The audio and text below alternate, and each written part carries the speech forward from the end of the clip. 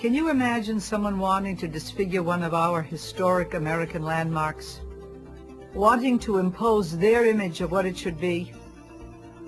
That is what some people are trying to do to Social Security, an historic social policy that remains a pillar of stability for millions of Americans and their families. Privatization is nothing more than a smokescreen designed to destroy Social Security. I'm Olympia Dukakis. I'm an actress, a grandmother, and like millions and millions of other Americans, I have contributed to Social Security all my working life. The idea of privatizing it really disturbs me. But before we talk about the plan to change it, let's talk about what it is. Social Security was created in 1935 and is today the most popular, most effective program in the history of our country. For nearly 75 years, Social Security has never missed a monthly payment, never reneged on a promise. It is the most efficiently administered of all government agencies and has had a dramatic impact on people's lives. Originally, Social Security was designed to raise and keep America's elderly out of poverty, and it's done an amazingly good job of accomplishing just that. Today, thanks to their Social Security payments, nearly 13 million American seniors live above the poverty line. But it's a lot more than just retirement income. Social Security pays survivor benefits to the families of workers or retirees who die, as well as to disabled workers and their families. In 2004, benefits were paid to 47 million retirees, survivors, and disabled persons. Our Social Security system needs fixes if it is to continue its successful record of accomplishment, but it sure doesn't need to be dangerously weakened by privatization. It needs to be preserved, strengthened, and saved. Now let's look at the changes people who favor privatization want. If you are a senior like me, then you've been told your benefits are safe. I wouldn't be so sure about that. Everyone's Social Security benefits are at risk if the system is privatized. Some are predicting cuts up to 30%. So to tell us that our benefits are safe under a system of private accounts just isn't true. We don't believe everything we hear. I know, and you know, there are dangers inherent to privatization, and we want some real answers to real questions. I want to know why the president keeps saying Social Security is in a crisis and going broke. How can Social Security go broke when every week millions of American workers contribute to the system through their paychecks?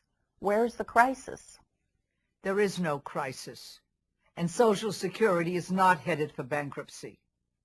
There is enough money in Social Security's trust fund to keep the system solvent until at least 2042.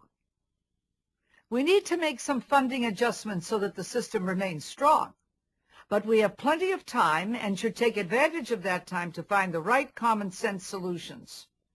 From what I hear, this plan is for people who retire. What's going to happen to people like me who develop disabilities before they retire? Privatization is not the answer to what ails Social Security today.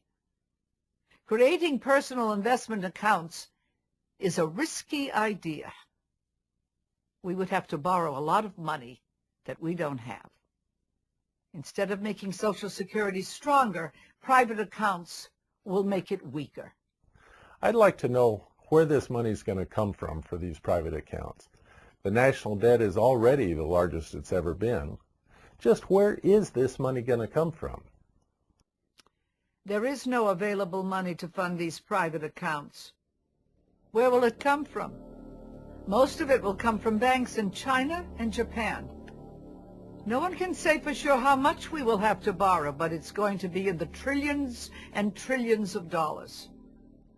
That money is going to have to be paid back in the future, and that is a debt I refuse to leave to my grandchildren. The best estimate I hear is that it will cost $2 trillion to open those private accounts. if we have to borrow that money from foreign banks, isn't that like using our credit cards money to play the stock market? I think that's awful risky. Any kind of investing involves risk. Social Security provides guaranteed benefits, but nothing about investing is guaranteed, except the risk.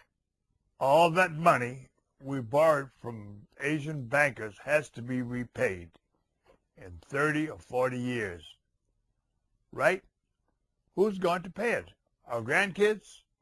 The sales pitch they've been using is that the idea behind privatizing Social Security is so that the young people, those in their 20s and 30s, like my sons and daughters, will have better control over their retirement security. That's what they tell us. What they don't tell you is that under the plan being proposed today, a typical 20-year-old will lose $152,000 in benefits during retirement. It will also mean an 18% cut in benefits for a worker who is 45 years old today, and a 27% cut for those who are 35 years old today. If your children are in their 40s and early 50s today, their problem is immediate. They are the limbo generation because they will be penalized when they retire in 20 years. As for our grandchildren, their hope for guaranteed retirement security will be a fading dream.